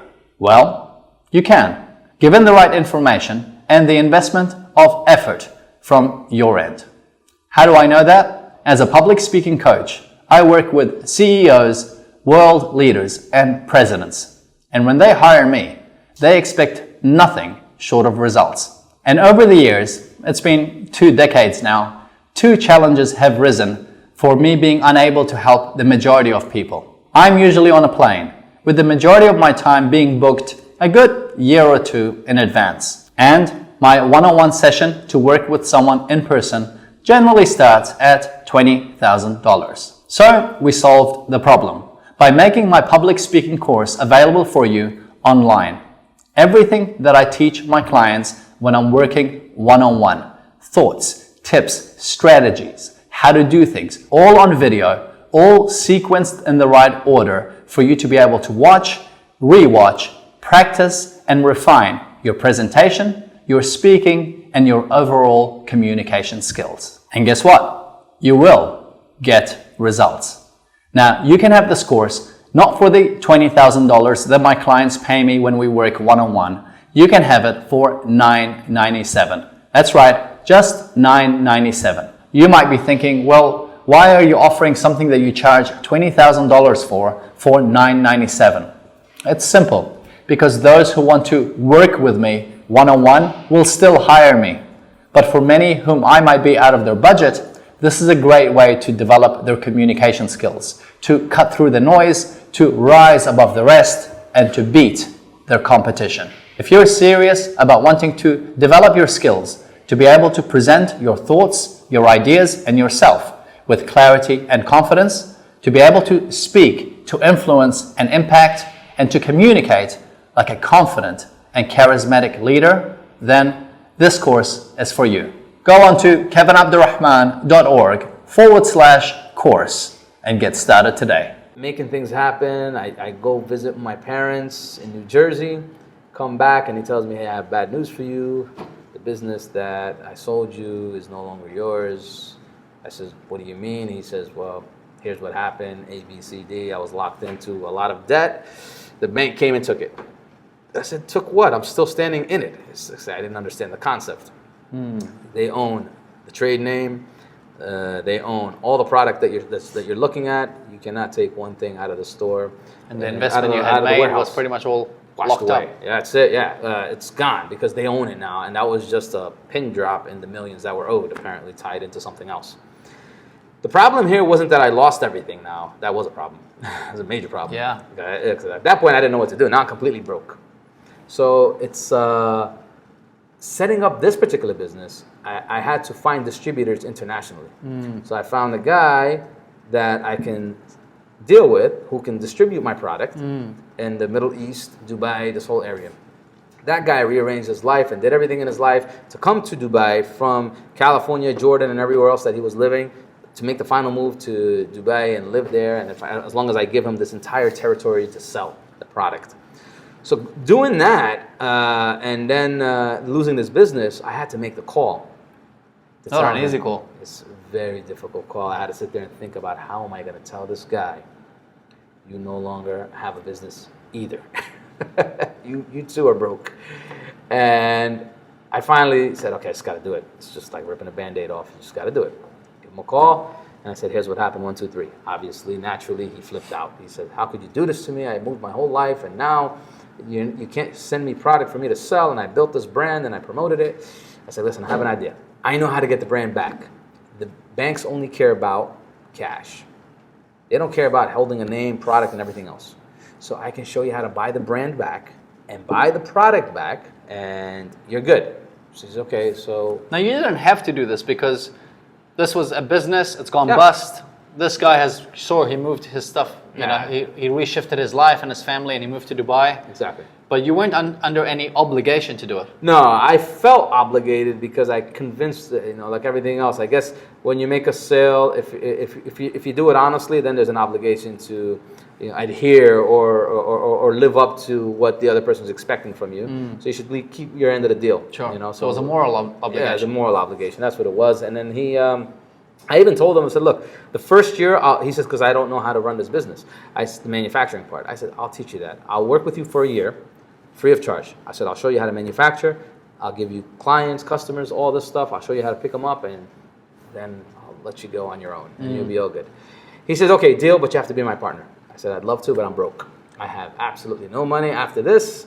That's it. Straw is broken. There's nothing coming out of it. That's it. There's nothing. Pipes are done. They're sealed off. No more cash. He says, we will figure it out later. I says, no, there's no figuring out later. Well, somehow he convinced me. It didn't take much, obviously, because I'm broke. And if there's a way for me to make money now and we could really make it work, it's great. Sure. Never make a deal without putting it on paper, so that was a mistake, in one way, but it was a good thing, actually, because it turned into something great. Sure. So that you had to go through that mistake. I have to go through that mistake, yeah. So now building this business forced me to go visit a place called Dubai that I didn't know much about. I didn't know Dubai at all. And this was when you started visiting in 2007? 2007, 8, 9, 10. Okay. Yeah. So I was visiting because we were bought in, and I had to, he told me I'd come down, check out the place. I fell in love with Dubai. Yeah. I says, why have I not known about this place before? This place is cool, and it's safe, and I can live here, and I can grow a family here, and I can do so much here. Get inspired. You know this by now, that we are the #1 YouTube show / podcast that's coming out of the Middle East from Dubai. If you like the idea of having your brand reach at least 1 million eyeballs per episode, then feel free to reach out to my office on kevinabdulrahman.org. Without further delay, let's continue this great conversation. So I said, you know what, I like this place. So we started doing business where I handled the manufacturing, design, and everything else, and I dealt with Korea and China, and he dealt with just the sales in the local area. And then when I came here, to make a long story short on that, it was, when you're told one thing over the phone and you go in person, it's something else. Sure. As far as the business is concerned. Dubai is amazing. But when I came here, the business was not running like he was telling me was over the phone. Because I was handling one part and he was handling another part, but his part was kind of all over the place and it wasn't really functioning. And alarm bells were ringing for you? When I checked, you weren't paying attention? Well, I would ask him. See, that's the thing. I would always ask, but I didn't want to kind of step over his toes. So I would force and say, when I was in California, I would say, hey, send me over the books. So I would just, because I figured we're in the building stage. There's no books right now. It's fine. When I get there, we'll work things out. So every time I would visit, I would say, can I see the books? And he would just kind of make excuses how, later, after dinner, after lunch, after whatever. And then we'd never get around to it until finally I said, let's look at the books, man. Let's see what's going on so we can figure it out. And was this after you had moved? I was still visiting. No, okay. I'm sorry. Yeah, after I had moved. Because now I'm you're permanent. here, right? I'm there. There's no, we can have lunch and dinner today, but tomorrow I want to see the books. That's it. Yeah. When you're visiting, you're limited. You're going back. But now when you're living here, it's a different story. So there was a third partner, a local partner as well. He was a really nice guy. He was involved, but obviously he didn't know what was going on with the businesses either. So when he sat down, I looked at the business and I just said, after looking at the books, I said, the account is bleeding, man. I said, you're in the red. We ain't making money. We're not. There's no money. He says, no, there's money in the bank. I says, there's only money in the bank because these guys didn't put their checks in yet. But once these checks hit the bank, they're going to bounce, and there's not going to be any more money left in the bank. He says, no, but I'll keep rotating them. I said, well, you can't, wear Tom's hat to, give Mike another hat. And that doesn't work. You're just, switching hats. That's right, yeah. Yeah, you're just buying time. That's all. Eventually it's going to hit. And that led me to believe that he really doesn't have a business concept. That he was a young guy, so he didn't have the business understanding. But you had that background and understanding to be able to read balance sheets. Yeah, I understood that. Look, it's one thing to make a profit, and it's another thing to keep a profit And cash flow and so forth. and maintain it and build a business from the profit itself. So you can't just take the profit, put it in your pocket, and then hope that the business will take care of itself one day. He didn't understand that. So this is a disaster when you look at it. It was an absolute disaster, and I actually we had a meeting, and I said, the local guy that was there, again, he says to me, he's like, okay, you understand what's going on, so what do we need to make this happen? And I said to him, after a few days I said, give me some time, let me look at the whole picture. A few days later, we went and sat down, I told him, okay, we need a big number. And I told them we need $1 million. They both laughed, actually. They thought it was a figure of speech. They thought it was a figure of speech. I was like, no, we really need $1 million. Like, well, what do you need $1 million for? Can't you make it work with a few $100,000? I was like, no, here's why. You need a sales department, you need marketing, you need this, and you need that. And to do this business, because it's manufacturing, it needs to be done this way. And you actually need to manufacture enough product to last you up to 6 months, and then 3 months later you order again to cover for the next 6 months. So this way you never have a shortage in product, or else you're gonna run out of product, and then your clients are gonna go away. A proper business setup, in essence, which wasn't there. And it wasn't there. And this was, so they said, okay, we'll raise the money. I said, great. The only thing I have request is we need to raise the money without interest. So if you find an investor, if you find a way to get the money that's without interest, you can do profit sharing where someone buys some shares, whatever you want to do, that's cool. Well, at the end, they voted against that. So they said, look, we vote that we're going to deal with an interest-bearing bank, and we're just going to pay interest, and that's how we're going to do it. And they outvoted you 2-1. I was outvoted. I was, okay, fine.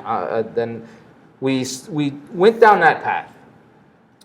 When we went down that path, he got sneaky on you. He got a little sneaky because he also felt like I can bring in someone else that has more money or do whatever to invest in this thing or work with him on it, and now they don't have a need for me anymore. See, in the beginning, there was a need for me.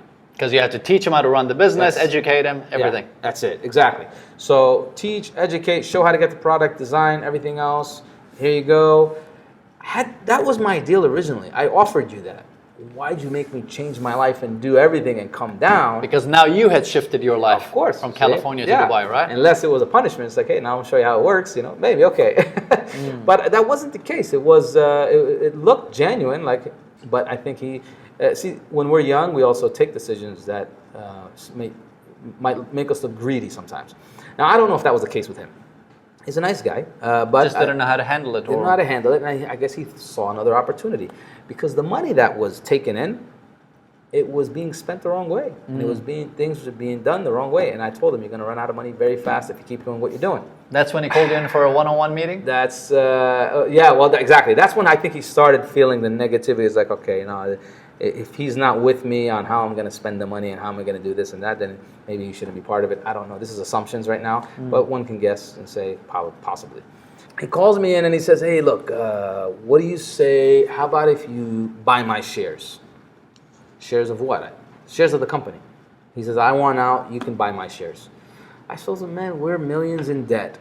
Company's upside down. You guys took this massive loan and we're in the red. The shares are worth nothing. Oh, he set you up. He set me up because immediately after that, the punchline was, how about if I buy your shares? And you just said it's worth nothing. Yeah, exactly. I said, okay, I got it, man. I said, you wanted me to say the shares are worth nothing so you can take them for nothing. All you had to do is ask me to leave and I would have left. I said, he said, no, well, don't get upset. And I said, well, it's not about getting upset. I said, just the way you did it was wrong. But it's okay. I'm out of here.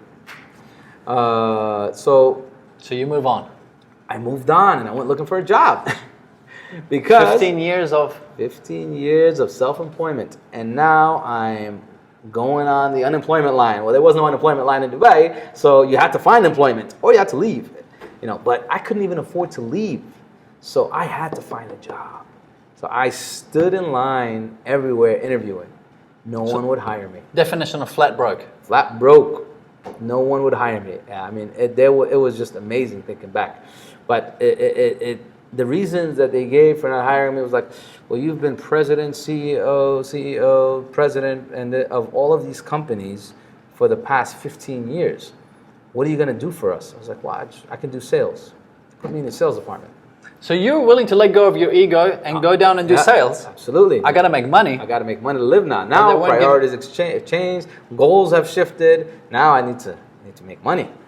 And then no one would hire me. They said, you're overqualified. Well, we can't give you this type of salary. It's too low. You're not going to perform well. Because I was like, well, just let me do it. No one would give me that chance.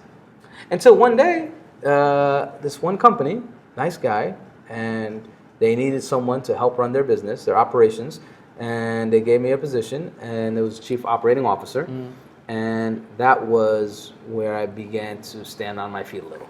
Salary was good, and it was for the first time in a while where I can actually breathe without having a stuffy nose, I guess you could say, because blocked up with everything else. It was good, and I ran that business for from 2011, I think, till about 2017. And man, I think this is where yeah, I need to say that, but this is the part from 2013 to 17? 11 to 17. 11 to 17? Yes. Things are good, you now have a job. Yeah, standing on my You're feet. You're okay, unblocked nose, you don't have to worry about things. I can breathe, I can breathe again. You've got a wife, you've got kids. Yes. Yes. And you can take care of them. I can take care of them. So life is good. Life is good. Now we're at par, We're at par. Yeah, so we're okay. But throughout all this time, yeah, and this is all so far you just being right brain. But throughout all this time, what was how did photography come about? Photography was a place I escaped to, and that was something that I loved.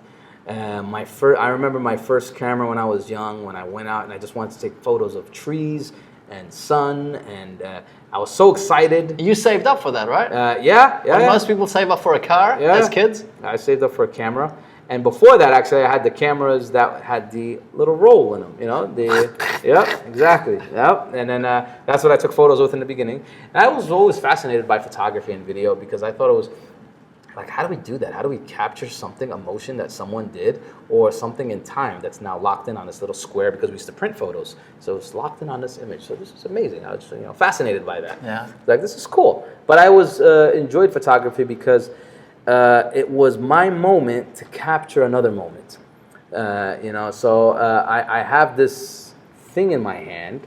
You could call it a pair of eyes if you want. Mm-hmm. And I now can decide which moment I want to capture and which moment I want to let go. So sense of control. There's a sense of control, but there was a pleasing sense of control. It wasn't a power. Sure. It wasn't. It was a like you could frame it in the way you want. Yeah. If I want to wait for the sun to be right above the tree, I would sit there and wait, and then I would take my camera and I would tick and. And would you have the patience for it? Yeah, I always did, because I was always one of those people that would go sit and ponder and think. So I would go, my escaping moments in New Jersey, there was a mountain called Garrett Mountain. And I would go to Garrett Mountain by myself. And I would sit there and look over the city. And I would wonder about my future, where it's going to go, where it's going to be, what am I going to do. And photography played a small role in that, because I can now capture these moments and remember them, you know? While you were meditating and thinking. Yeah, just thinking and like, you know, it was, and I found, that's when I think I realized, I didn't know what the term landscape photographer was back then. I discovered it later on. But that's when I realized, like, I'm a landscape photographer. I did not know that, you know. So it was just by what you were doing. I enjoyed watching the landscapes, and now I enjoy capturing the landscapes. So there's a new definition now called cityscape photography, which ties into the same thing because the cityscape is our landscape in Dubai, at least, or in New York City. Sure. And photography was always in and out of my life. It was always something that I ran away to and did, and then came back. And I remember, in fact, when I became successful and made the millions, I bought my first expensive camera. That was your treat to yourself. Yeah, and I bought the expensive lenses, and everyone laughed at me because, like, you spent thousands of dollars. Why would you? And you're not a professional photographer. And I was like, well, it's something I like doing, you know. So this is what I want. I bought the BMW. I'm gonna buy the damn camera. Buy the camera. That's it. Yeah, you know, and learning about different angles and lenses and fisheye and this. All self-taught. All self-taught. At that time, nothing. Just all experiencing the world and, you know. Your own curiosity. The first digital camera I had was this small. It was a CyberShot camera, and I remember. Oh man, I remember those. Yeah, and it had a long memory stick. It was a Sony long memory stick that goes in, and that was when I switched over from the rolls, film rolls, to the actual digital, and I was amazed. I was like, wow, this is cool. This is next level. A whole 1.2 megapixels. This is amazing, you know. Yeah, it was pixelated. Oh, that's a nice. Yeah, this is incredible. Look at this. Yeah. And 1.2 megapixels. 1.2 megapixels. I was a big man at that time, you know. But that's how photography really played in until, you know, I did good as an operations officer. The company liked me. The people liked me. I liked them. I enjoyed working with them. And then I started setting a goal for myself. I said, okay, it's time now to go back to where I was when I first finished college. I had goals, aspirations, dreams. It's time to dream again. If you stop dreaming, nothing ever happens. You got to keep dreaming. So what do I want to do? I've always liked photography and video and the whole production aspect of how it operates and works. So content creation started becoming a big thing. Mm-hmm. So, okay, and you were aware of it? I was aware of it. Yeah. So I said, okay, so content creation, people, what do they do to create content? Okay, so, you know, a guy captures a nice image. A guy sits next to a cup of coffee and he does something funny. People blog. And then I started learning about Instagram and said, all right, so people post photos and okay, I enjoy this and I enjoy that, and I can see in this communication. I love talking to people, so I have to talk through my captions and visions and writings and whatever. So I said, okay, I could do this. So then I started to enjoy it. So I would go. So here you're still working, right? Yeah, I'm still working. Yeah. And you set up your Instagram account? Yeah, after work, I'd go out, start shooting a couple of shots, post them, and then I remember receiving my first likes. I was like, whoa, these people liked my photo. This is amazing. Like, they really liked it. They just, you know, look at that. There's a heart there, and they hit like. I was fascinated by it. I was like, wow, let me go take a few more. So I started taking more, and then they started liking more, and then people would type stuff like nice photo, and okay. People, maybe there's some people that like my work. So then this kept happening, and then I really started liking it because I started now focusing on it, and I started investing in it, time-wise and product-wise. I would buy the right equipment. Yeah. Kept going and going and going. A year went by first before I made the initial decision. Then I spoke to someone from Sony. So I've always known Sony, so that's what I've known my whole life. From my first camera to, Kodak was first, the roller. Yes, but, that's right. Yeah, but I've always known Sony, and I said, hey, I spoke to someone from them. They looked at my profile, and they said, nice pictures. Nice pictures. Keep going, and let's see where it leads you to, and then maybe we can bring you on board. I said, okay, cool, I'm excited. And these are just passive conversations you're having while you're still holding down a job as COO. Yeah. And I'm still doing my job, still doing my duties. Then I eventually got to a point where I said, okay, I'm going to give myself a 1-year goal to become a full-time photographer, content creator, and everything else that comes in between. So this is my goal. I set that goal, and then you made a public announcement. I made a public announcement. guys today because stories, I love to talk, as you can tell. So stories became a big thing on Instagram. Right. So now I started talking to thousands of people. And did you make the decision after you had spoken to your wife before, or she was aware? No, she was aware. Yeah, Okay. she was aware. Yeah. So I said, I'm going to make the decision. Yeah, having a support system back you is very important in life. That's very, very important. I would imagine it would be very difficult for a lot of people that if there's no support system behind them. So I said, I'm going to make the move. And in your mind, were you going, okay, I'm going to give myself 12 months. Yeah. I'll either do it. Yeah. And then if it doesn't work, were you okay with going, I gave it a go, and then I'm going to go back to the corporate world? There was never that I can't, it's not going to work. Okay. That part never came into my mind because if it didn't work, I got to find out what didn't work so I can make it work. So when I said, honestly, I have to be honest with myself now. When I gave myself 12 months, I already resigned before 12 months because I was committed already. I said, I'm just going to give myself 12 months to see if it works. No, I made the decision there. I'm leaving after 12 months. But I was just maybe fooling myself. I don't know, just saying I'm going to give myself 12 months, give myself a 1-year plan. But in my heart, I knew I made the decision already. This is something I loved. And when 12 months came by, I remember sitting with one of the owners of the company. And I was telling him about why I want to leave. So one of them was really understanding. And the others were just like, you sure you want to do this? This is something that you could do as a hobby, not really full time.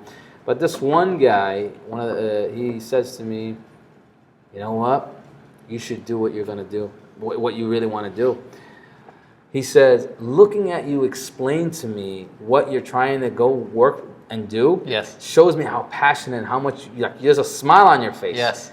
And when he said that, I said, yeah, he's right. I'm actually excited to go do it. I don't even know if it's going to make money, but I'm excited to go do it. 100%. You could even see the shift in you when you started speaking about photography. I could see it. Exactly. Yeah. Now, I had a business plan, but I didn't know if it was going to work like anything else. So imagine now, here we are years later, standing on my feet. I'm making money, but I'm about to let all that go too. There's another 6-figure salary that I'm letting go as COO to go and do something else that I don't know if it's going to make money. Passion project. But there's a plan still. But this is the thing, when you make a decision, and what I've noticed as a pattern is you're not like an indecisive, I'm going to try it out. You're like, I'm going to make a decision, whatever it is. Yep. You jump both feet in. Exactly, yeah, 100%. He didn't look at his watch at all. Yeah. Yeah, see, they don't teach you that trick, I guess.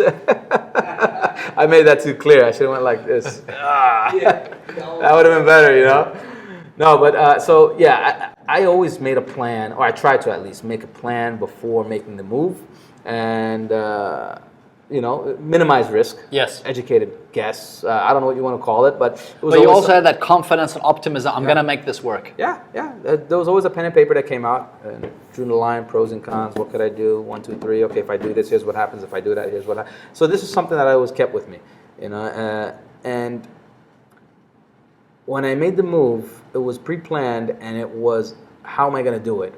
So my idea at that time was, all right, I'm going to open a company, and I'm going to tell my friends who are photographers and bring them in. You started doing the photography, you built a following, and that's when you realized, let me open up a company? That's when I realized, I can make money from this. Uh-huh. I don't know how, but I know I can make money because I can sense that there is something behind it, If people are listening to me, then somehow they'll pay me. I don't know how, but I think I can make money from them somehow, and they could still like me and pay me. Because there's always the hate salesman idea. In my mind, that was always people hate salesmen. But I can, I figure if I could do it, legitimately, legally, nice, give friendly, value, value to it, sell a service, people will pay for it. And I'll never forget what really pushed me over the edge to do it. Actually, there was a young lady living in downtown Dubai. She messages me one day on Instagram. She says, "Hey, your photos are amazing. I'm leaving Dubai for good, and I need a memory to take back with me. Would you mind taking some photos of the area, and I'll pay of my area?" And I was like, "Yeah, sure, I'd love to do it. No problem." I didn't think it was for money at that time. So she says, "Okay, so how much is your rate?" And I started thinking, "Okay, hold on a second. I best set up a company." Wait a second. I said, "Wait, maybe this is how I can make money." I did. Okay, how much is my rate? What is my rate? How do I come up with a rate? How did you come up with the rate? Yeah, how do I know? What do other people charge? How do I know what my value is? So, because at this point you weren't making money out of it. You were just, this is when I was working. Yeah. So I was like, okay, so I told the lady, yeah, sure. You know what? Because you're one of my first clients. This is a salesman hat coming on. I'm gonna really give you a good deal. And she was a really nice person. She was an amazing person, and she was the first person. I told her that, and that was the absolute truth. I didn't know what to charge, so I charged her for a whole bunch of photos, 400 dirhams. wow. Yeah. And What a great deal she got. In hindsight, what a great deal. Yeah, she told me, she's like, oh my God, that's a great deal. Sure, are you sure? I was like, yeah, don't worry about it. Yeah, I honestly didn't know what to charge. So I was like, yeah, it's fine, don't worry about it. And I said, okay, so I got to learn. That's what led me to start thinking I can make money here. I just need to understand it, how to make money. Once I learn it, I'll go do it. And that's what really pushed me. So you decided I still follow her on Instagram, and she still follows me. She's in London right now. Awesome. Yeah. Awesome. Years later. Yeah, it's amazing. Shout out to the first customer. Yes, exactly. So So then you decide, let me set up a business and yeah. Well, I went to my friends now. I said, guys, let's do this. look, we're photographers, and I know we all have jobs, and here's what I want to do. I am quitting my job and starting up a business. I'd like to bring you guys with me. So let's have a meeting. So everybody came in. We sat at a certain coffee shop, and it was a large group of us. And yeah, because I just went crazy here and invited everyone to be a partner. And I got overexcited, I guess, because I wanted to do things with my friends. Sure. And I thought that would be more fun, Then there was a lesson to be learned here too. So what ended up happening was we made the decision. So from the large group, there was 8 of us. And so from the 8, a few dropped out and said, no, I'm not going to make the move. So we dropped out. Some of them dropped, and then the rest continued. Mm-hmm. We opened up this business, and there was some struggles with a few in the beginning, and there were some really good guys, but I think there was just a lot of not being on the same page, I guess. And there's just too many chefs in the kitchen, or whatever you want to call it. I guess we just had a different way of doing business. So we just didn't agree on certain things. So And it was the problem, what you said, too many chefs in the kitchen. too many chefs in the kitchen. Yeah. Everyone had their way of doing business. Whether their way is right or my way is wrong, it didn't matter at that point, because we're just not agreeing on. It wasn't cohesion. Yeah. I mean, if we can't agree on what's wrong, then we'll never agree on what's right. So, I mean, that's one way I saw it. Here we are a year later now into this business together as partners, and there's a lot of, just not connecting, and we're not agreeing on leadership. So to make a long story short and not hurt anyone's feelings, whether I'm wrong or they're wrong or whoever's wrong, it doesn't make a difference. I decided to make the move. I said, okay, because, I have to keep moving forward. Sure. And if I see my mentality, as you can see, the way I think is, if I see something is not going to move forward, I got to make a move, a decision. Sure. I can't sit there and either watch myself sink or not do anything about it. And you don't wallow about it. You're like, okay, this is the situation. That's it. Got to do something about it. I got to make a decision. Whether it's going to hurt or not hurt, I have to make a decision. So, and can I ask you, so before you took the next step, what's the lesson here? Because it's often the first thing we think about. I want to do it with people that I like. Yes. But then, there's the mistakes of not having it on paper. That was the first one before. In this case, it just seems like the culture or the vision or who has to deal with what wasn't set out in terms of clarity. I think when I first had the idea to open this business, it was I loved what I do so much that I wanted to do it with my friends. Yes. And I wanted to somehow money to keep coming in while my friends are with me and we're all doing it together. It's going to be a blast. It's going to be a blast. It's going to be fun. Going to work. It's going to be a party every day. So that's where my mistake was. I should have kept my friends as friends and business as business. And I should have done that. That's kind of where my mistake was. Because I'm friends with many other guys, but I know that business hurt a lot of relationships between other individuals too. Sure. So that was a little tough. That was a little hard to swallow, But if you were to do it differently, I guess you are doing it differently now. So what I decided to do after was, okay, and this happened by chance. Actually, how decisions happen sometimes is I sit there and think and pray and ask and wonder and then put things on paper. This one guy kept calling me. I I get a lot of calls from Instagram, so I can't answer all of them. Sure. But this one guy kept messaging and calling and messaging and calling, and I thought he was just one of those guys that just wants to have a cup of coffee or come say hello.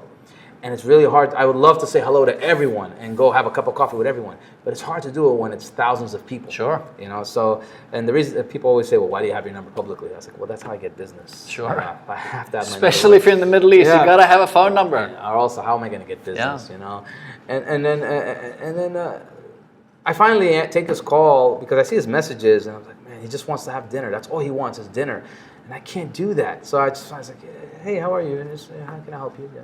Nice guy, and he says, yeah, hey, look, I have a business idea I want to talk to you. Oh, thanks a lot, man. Appreciate it. Thanks I'm done with business ideas. I already have a business. At that time, I was in my business with, but I was nearing the end. I didn't know what to do. So thanks, but I'm okay. Thank you. And then he's like, I didn't hang up, but he's like, well, just hear me out. I was like, I'm not interested. He's like, just let me tell you what it's about. I was like, there's nothing you can tell me. I was like, what? He's like, look, I'm right here in the area that you're in. I'm in Business Bay. And oh man, I looked at the time. All right. Give me a couple hours. Since you're very close, it's no problem. Went and sat with him.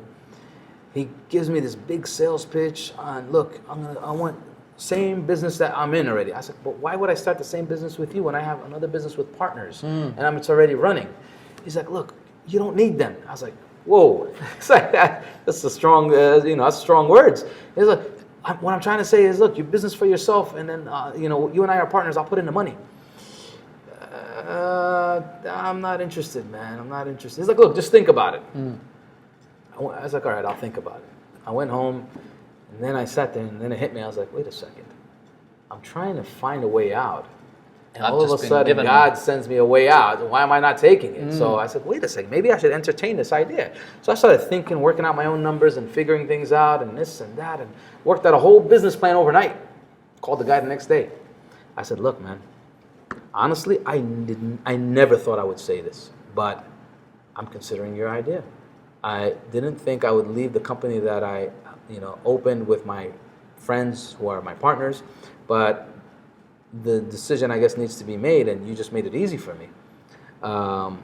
So here's my numbers that need to be in the business. This is what it takes to get the business going. And we're partners. I put in money, you put in money.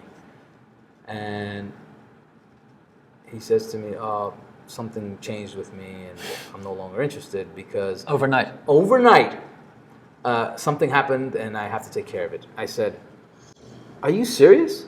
I said, man, you pitched me for 2 hours, and you were convincing me, and honestly, you didn't really sell me, but the fact that what sold me was I have a situation that I need to leave, and now you gave me a way out, and now you just closed the door. I was like, are you messing with me? Is this like, He says, no, I really have a situation. I can't do it right now. Maybe we can do it like later on in December or next year or something.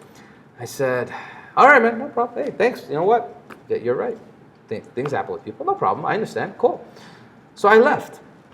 Then I was thinking, okay. but it got you thinking. That's what it did. That's all that guy was there for. He was only there to make me think a different way. Right. You can do this on your own. Right. That was the seed that was planted for you too. That's all I did for the next 2 weeks was, how can I do this on my own? I think I can. Let me do the numbers.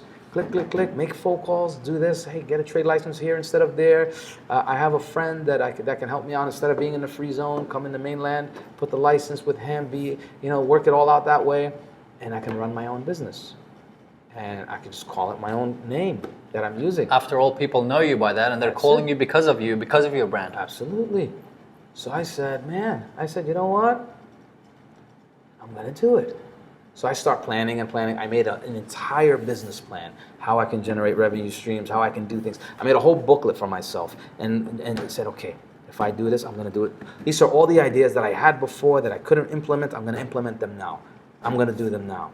And then I went to the guys. We had a meeting, and I said, guys, look, things just need to be this way. So Band-Aid approach. Yeah, I'm going to leave. And it wasn't a good it was a very aggressive conversation, but it needed to happen. I don't let things hang for no reason, and it's got to be done. It's got to be done. So I made the move, made the decision. It hurt me. It hurt everyone. But if I didn't do this, I was gonna drown, and I wasn't ready to do that. You know, that's not what my personality or character is about. So I keep pushing even when I'm drowning. I try. I keep going. And that's what I did, and opened up the company, and business started coming in. People started calling me, and things started moving. I started meeting with people. Opportunities started coming up, and here we are. And today you've got big brands knocking on your doors. We're doing okay. Yeah, you're doing very well, man. Thank God that we're doing okay. We got some brands that are working with us, and we got some consistent business. We have contracts, and we have I have a team. So I have a team in my. I have an office in Business Bay. Good man. Full staff and Like captain of your own ship, and you it's lead the working. way. CEO of my own company. It Yeah. says Chief Executive Officer, and that was what I promised myself more than 20 years ago. But this time I'm trying to hold on to it instead, and not lose it. I got to make Man, right that's decisions. fantastic. The cool thing is we didn't get a chance to ask you questions like if I want to take pictures Yeah. with my phone and so forth. Yeah. But hey, that's why you've got your podcast coming up, right? Yeah, With the photography. Yes, I'm working on a photography podcast with a friend. Okay. And he's an awesome friend, and it's nothing to do with the brand. This is just about photography. Fantastic. So, Because what we will do is we'll make sure that we'll put in your links. Cool. That's awesome, man. Yeah. And the show notes at the bottom of the YouTube video, and also the podcast when they're hearing it. Amazing. So once that launches, I'll put the links in there for you. Amazing, man. That's amazing. Bro, what's how would you like, where can people follow you? Is Instagram the main thing? I have a YouTube, and when I started TG Media, started setting it up, the YouTube, it kind of staggered a little bit, and now I'm bringing it back to life. Okay. But the Instagram is where you see my life every single day. I mean, people saw me walking in just a little while ago to this podcast here, Cool. and so that's where you see it. So I'll put the links to your website. We'll put the links to Instagram. We'll also put in the YouTube links in there. TG from Dubai. Yeah. Yeah. Before I let you go, Yeah. a couple of questions. Yeah. What was the best piece of advice you received that has helped you get this far? I think one piece of advice that I can give if someone was to ask me, hey, I want to do this, what should I do?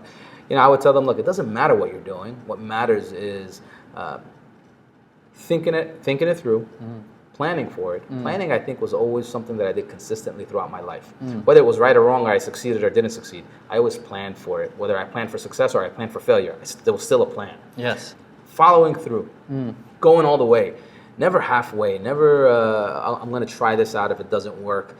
I never had the idea of if it doesn't work. In fact, that's why one of my businesses crashed, because I never thought that it doesn't work. Well, it just needs money. All right, I have some of that. Why don't I just put some of that in there and it can keep going?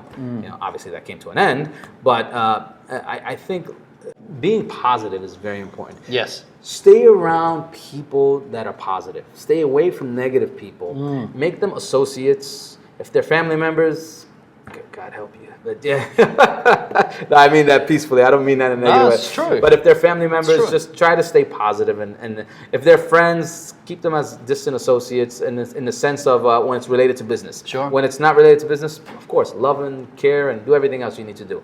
If you're the smartest guy in the room, you're definitely in the wrong room. I know everyone heard this a million times, but I've always felt if I'm around people that I know I'm a better salesman or a better content creator than, or I can't really benefit from their knowledge much, I'm not in the right room because I'm not going to grow. I'm going to stay behind. So I try to, I still need to be around these people because they're great people, but I need to find another circle that I can gain knowledge from. Never stop learning. Oh my gosh, never. Every single morning in my home, there's a workshop.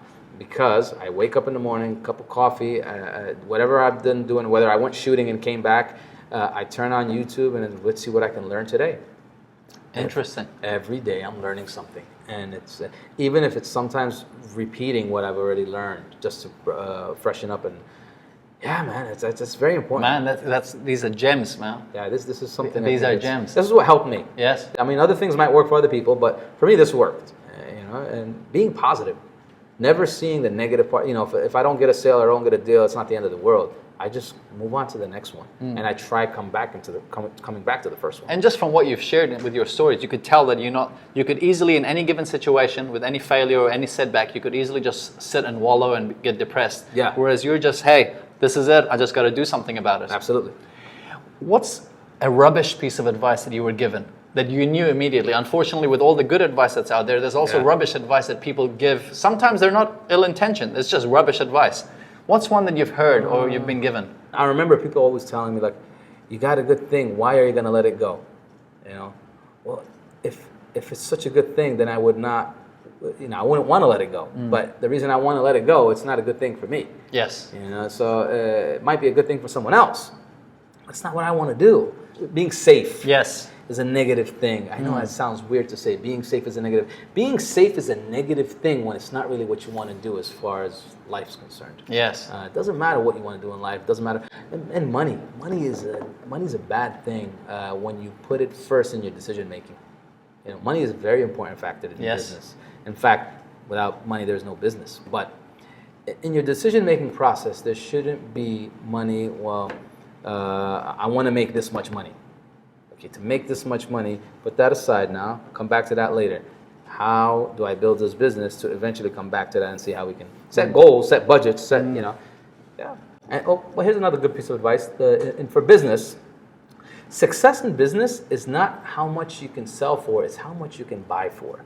So if I'm selling a bottle of water, the success in business is what I learned in business, at least, in my experience, is if I buy this for 2 dirhams or $2 and sell it for $3, I just made $2. If I buy this for 50 cents or 50 fils and I sell it for the same amount of money, I just made 3-4 times more. So well said. Yeah, and that applies in service, that applies in everything. So if I hemorrhage myself with all these costs and values internally, and then I go to sell a service, I'm going to make this much. But if I figure out a way to streamline it to where it's not costing me as much and sell for the same price as the guy next to me, I'm going to make this much. And you're right. It applies to every aspect, because I think it's Warren Buffett and a few other thought leaders who said you make your money in the buying. Yes, that's right. It's not in the selling; it's in the buying. Whether it's real estate, companies, or the examples I you've didn't know you used. said that, man. Yeah. But great minds think alike. No. I mean, honestly, that's great that you told me that. I did not know you said that. That's awesome, man. He's a smart guy. Yeah, just a little bit. Yeah. You've got 3 beautiful kids? Yeah. I'm going to let him go, I promise. You've got 3 beautiful kids. I'm sure they're learning a lot from you because you're leading by example. But if you could only teach them one characteristic or one trait or give them one way of thinking that will give them the best chance to live the best life they can, and you could only leave them with one, what would it be? Plan things out. Nice one. Yeah. In a world where attention is so just sporadic, it's everywhere, and we don't have the attention of our audience or of people and what have you. If you have the world's attention for 60 seconds, what would you tell them? If I had the world's attention for 60 seconds, what would I tell them? Go follow me on your Instagram. And I'll tell you all about it. You'll see it all in the stories. You'll see it in my stories. Be positive. Stay away from negativity. These are things you hear every day. Plan things out. Don't give up.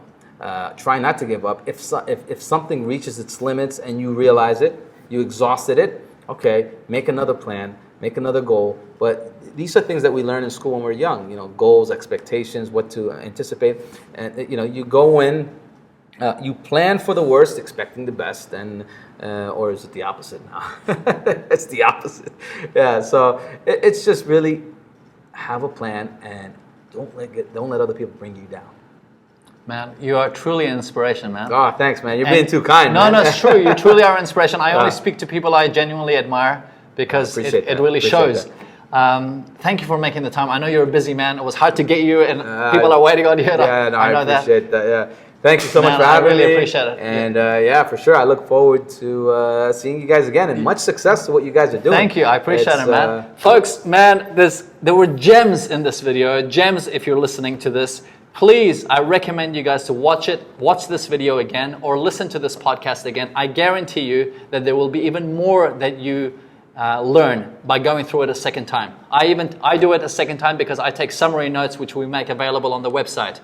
But truly what you said, there were so many lessons in there. I know that TG is a renowned photographer in Dubai and in the region, and we never got a chance to get into photography, but we're going to leave that for his podcast. This was really our idea with the show. You know this already, that we don't want to show off. We want to help you get inspired, get informed, and get going. And I truly believe that we were able to do that, having TG share his story like he has never done before. Yeah. So this is the first. This is and I appreciate that. Thank you very much. Thanks for having me.